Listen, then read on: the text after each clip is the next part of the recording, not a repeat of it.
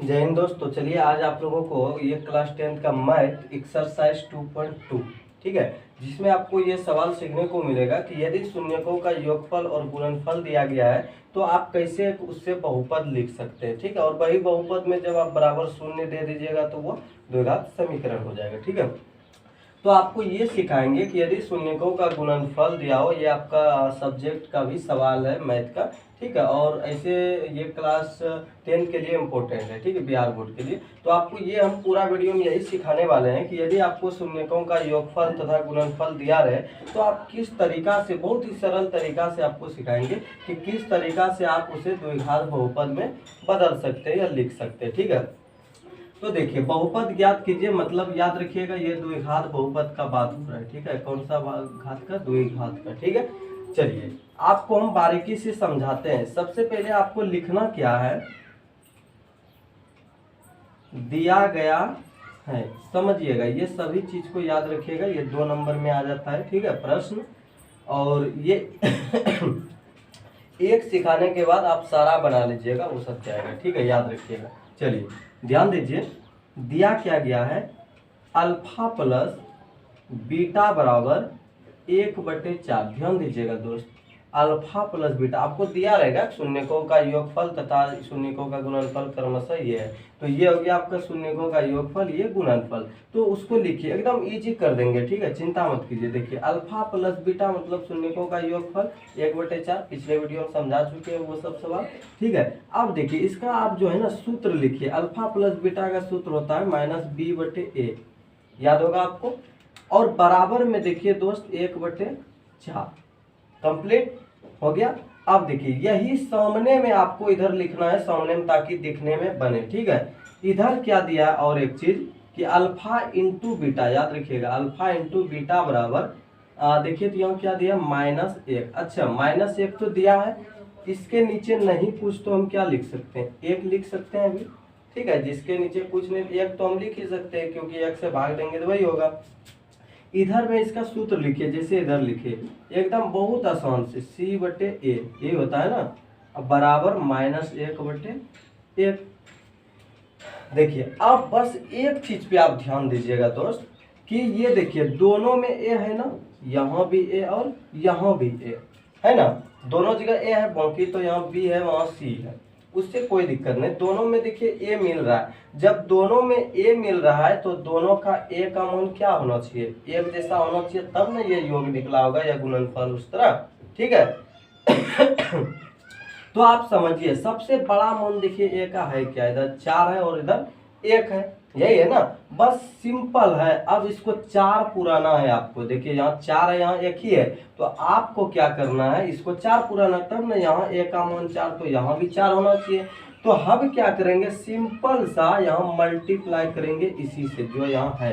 जैसे यहाँ 4 है तो हम 4 से, यानी ये पुराने के लिए दोनों ए को लेवल करने के लिए किससे गुणा किया जाए, ये आपको दिमाग लगाना है, बस कम हो जाएगा। तो यहाँ पे आप क्या कर देंगे, गुना 4 कर दिया ना। अब देखिए जब हम नीचे में दोस्त, इसका नीचे में हम अलग इफेक्ट डालें, अपने मन से 4 दिए गुना में, तो इसको हटाने के लिए ऊपर भी क्या करना पड़ेगा, 4 से गुना कर देना पड़ेगा, क्योंकि वो तो था नहीं, हम अपने मन से दिए। तो हिसाब में ऐसा कुछ आप कर सकते हैं, दे सकते हैं, जिससे हिसाब पर कोई यानी कि प्रभाव ना पड़े। ठीक है, तो जब हम यहाँ 4 दे दिए a को पुराने के लिए, तो वही 4 को हटाने के लिए फिर ऊपर भी 4 से वही संख्या से गुना कर देंगे। ठीक है, समझिएगा।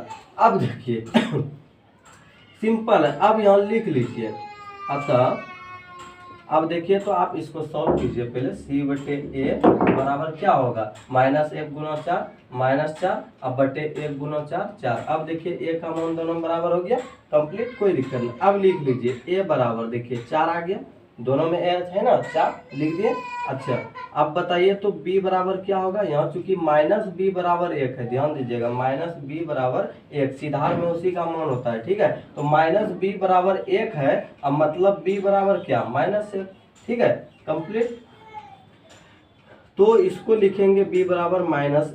ठीक है, अच्छा c बराबर देखिए तो c बराबर यहाँ -4। कंप्लीट हो गया। अब क्या करना है, अब यहाँ नीचे लिखेंगे, चूंकि आपको नीचे दिखेगा नहीं तो हम यहीं पे आपको बता रहे हैं, ठीक है, समझिएगा। लेकिन हम लोग को नीचे लिखना बढ़ाते समय। अब लिखेंगे चूंकि द्विघात बहुपद का व्यापक रूप हम कल बताएं कैसा होता है, ax² अब प्लस bx प्लस c, यही होता है। तो इस पर मान रख दीजिए, सिंपल है।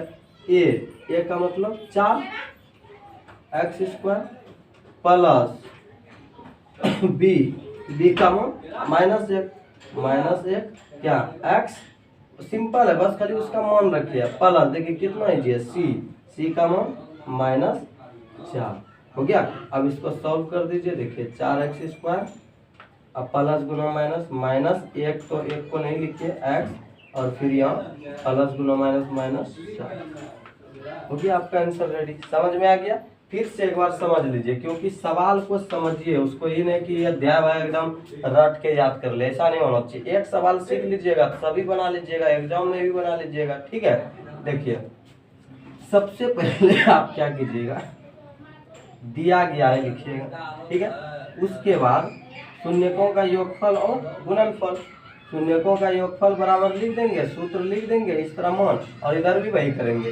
उसके बाद बी और सी को नहीं देखना, वो तो अलग अलग होगा ही, लेकिन जब दोनों में ए है, जब दोनों में ए है तो दोनों का ए बराबर होना चाहिए। अब देखेंगे कि बराबर नहीं है तो हम क्या करेंगे, जो सबसे ज्यादा जिधर ए है, जैसे यहाँ 4 है, यहाँ 1 ही था, तो इसको 4 पुराना है ना, तो 4 से गुना कर देंगे, और वही 4 से फिर ऊपर भी गुना करना है, और उसके बाद सॉल्व करके लिख दीजिए, और सीधा वाला उसका मान यहाँ लिख दीजिए बढ़िया से, ठीक है, कंप्लीट। द्विघात बहुपद का सूत्र लिख लीजिए, ax² plus bx plus c, और उसके बाद क्या कीजिए, उस पर मान बैठा दीजिए, आपका आंसर निकल के रेडी, ठीक है।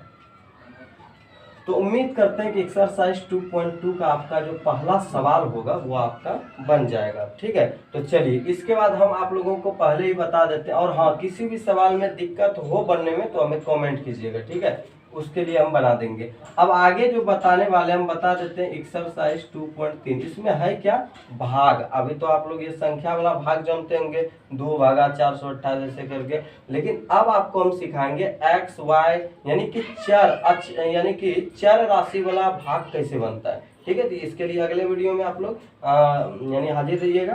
तब तक के लिए गुड बाय, जय हिंद।